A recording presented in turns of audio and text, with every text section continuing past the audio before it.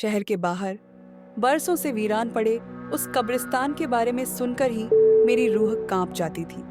लोग कहते थे कि वो जमीन शापित है और रात के अंधेरे में वहां दबी हुई आत्माएं जाग उठती हैं। मैंने हमेशा इन बातों को दादी माँ की पुरानी कहानियां समझकर टाला था, लेकिन एक सर्द रात मैंने खुद कुछ ऐसा महसूस किया जिसने मेरे सारे शक दूर कर दी। उस रात उस शापित कब्रिस्तान की ठंडी हवाओं ने अपना भयानक सच मेरे कानों में फुसफुसा दिया। अब जब मैं आपको उस खौफनाक रात के बारे में बताने जा रही हूँ, तो मैं चाहूंगी कि आप भी उस डर की गहराई को महसूस करें। एक शांत जगह ढूंढ लीजिए, अपनी आंखें बंद कर लीजिए और अगर आपके पास हेडफोन है तो उन्हें पहन लीजिए। मेरी आवाज़ को सुनिए और कल्पना कीजिए उस ठंडी नमी भरी हवा की, उन टूटी हुई गुमनाम कब्रों की और उस अजीब सी घुटी हुई शांति की जो किसी भयानक घटना से पहले होती है।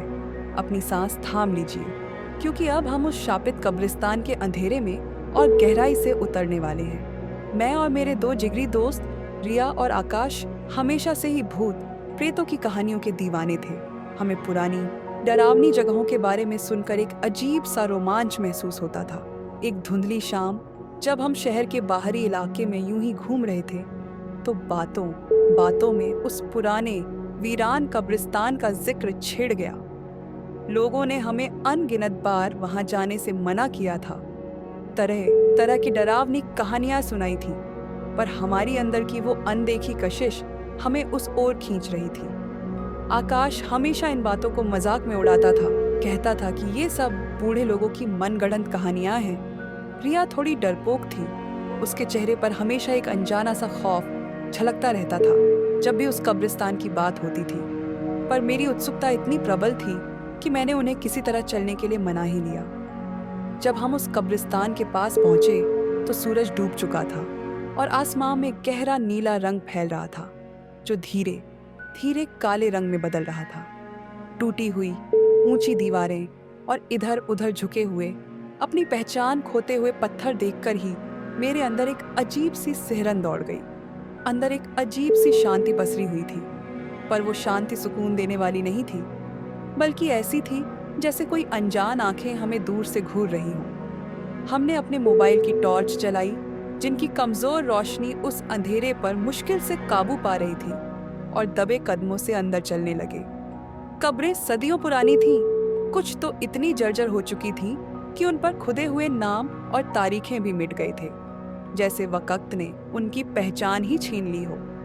हवा में एक अजीब सी नमी थी जो हड्डियों की ठंडक जैसी महसूस हो रही थी, और मिट्टी की एक सौंधी महक थी जो उस वीराने में और भी गहरी लग रही थी। चलते चलते हमारी नजर एक कब्र पर पड़ी जो बाकी सबसे अलग थी।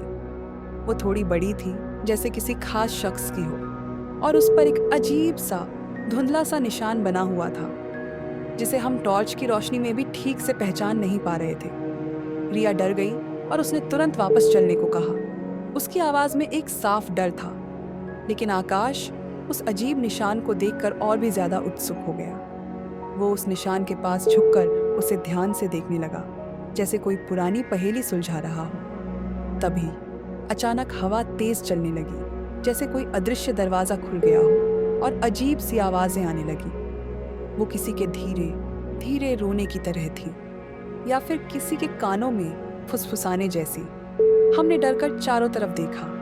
हमारी टॉर्च की रोशनी हर तरफ घूम रही थी, पर हमें कोई नहीं दिखा। हमारी टॉर्च की कमजोर रोशनी कांप रही थी, और डर एक ठंडी लहर की तरह हमारी रीढ़ की हड्डी से ऊपर चढ़ रहा था। आकाश ने कहा कि हमें अब यहाँ से चले जाना चाहिए। उसकी आवाज में भी अब वो मजाक उड़ाने वाला लहजा नहीं था, और रिया तो पहले से ही डर के मारे कांप रही थी। हम वापस मुड़ने ही वाले थे कि मैंने उस बड़ी कब्र के पास कुछ हिलता हुआ देखा। पहले तो मुझे लगा कि अंधेरे और डर की वजह से मेरी आंखों को धोखा हो रहा है, पर फिर मैंने अपनी आंखें जोर से मिचमिचाईं और ध्यान से देखा। वहां एक धुंधली सी परछाई थी जो धीरे धीरे एक आकार ले रही थी। वो एक औरत की तरह दिख रही थी, जिसके बाल बिखरे हुए थे और जो जमीन की तरफ झुकी हुई थी, जैसे किसी खोई हुई चीज को ढूंढ रही हो। डर के मारे हमारी आवाजें हलक में ही अटक गईं। हम तीनों पत्थर की तरह जम गए थे। हमारी सांसें भी थम सी गई थी। वो परछाई धीरे धीरे उठी और हमारी तरफ देखने लगी। उसकी आंखों में एक अजीब सी गहरी उदासी थी, लेकिन उसके साथ एक ठंडा गुस्सा भी झलक रहा था। मुझे ऐसा लगा जैसे वो हमसे कुछ कहना चाहती है, कोई दर्द भरी कहानी सुनाना चाहती है, पर उसकी आवाज़ सिर्फ एक ठंडी हवा का झोंका थी जो हमारे कानों से गुजर गई, एक अनकही चीख की तरह। रिया डर के मारे एक तेज चीख मार बैठी और हम तीनों अपनी जान बचाने के लिए भागे। हमने पीछे मुड़कर देखने की हिम्मत नहीं की। डर था कि कहीं वो भयानक चेहरा अब हमारे और करीब ना आ गया हो। वो ठंडी हवा अब हमारे पीछे लग रही थी, जैसे कोई अदृश्य हाथ हमें छूने की कोशिश कर रहा हो, हमें उस शापित जमीन से दूर धकेल रहा हो। हम बिना रुके भागे, हमारी सांसें फूल रही थीं, जब तक कि हम उस कब्रिस्तान की टूटी हुई दीवारों से बाहर नहीं निकल गए, उस भयानक जगह को पीछे छोड़ते हुए। घर पहुंचकर भी वो डर हमारे दिलों से नहीं गया। उस रात हमें नींद नहीं आई। हम बार बार उस औरत की धुंधली परछाई और उसकी उदास, गुस्से भरी आंखों के बारे में सोचते रहे। हर छोटी सी आवाज पर हम डर जाते थे, जैसे वो शापित आत्मा अब भी हमारे आसपास मंडरा रही हो। अगले दिन हमने हिम्मत करके गांव के बड़े बुजुर्गों को उस कब्रिस्तान के बारे में बताया। उन्होंने हमारी कहानी सुनकर हामी भरी और कहा कि वो कब्रिस्तान सच में शापित है। बरसों पहले वहाँ कुछ बहुत बुरा हुआ था। एक जवान औरत की बेरहमी से हत्या कर दी गई थी और उसकी आत्मा को कभी शांति नहीं मिली। वो उसी की बेचैन आत्मा थी जिसे हमने देखा था। उन्होंने हमें कभी भी उस कब्रिस्तान के पास न जाने की सख्त सलाह दी।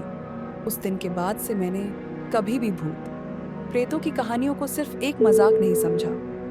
मैंने खुद उस शापित कब्रिस्तान की भयावहता महसूस की थी, उस ठंडे डर को अपनी हड्डियों में महसूस किया था, और वो डर आज भी मेरे अंदर कहीं ना कहीं एक ठंडी याद की तरह जिंदा है, जो मुझे उस खौफनाक रात की याद दिलाता रहता है।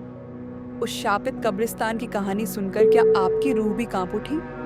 अगर आपको ऐसी ही और भी डरावनी और रहस्यमयी कहानियां सुनना पसंद है, जहां अनजाने डर और रोंगटे खड़े कर देने वाले सच छिपे हों, तो जरूर हमारे टेलीग्राम चैनल को ज्वाइन कीजिए।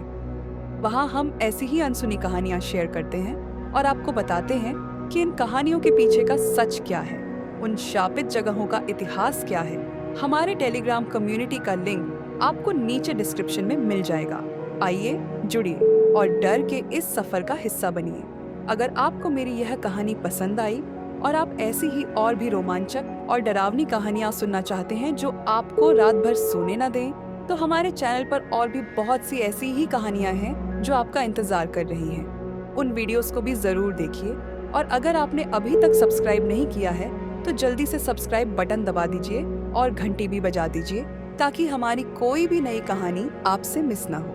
आपका साथ हमें और भी ऐसी कहानियां बनाने के लिए मोटिवेट करता है।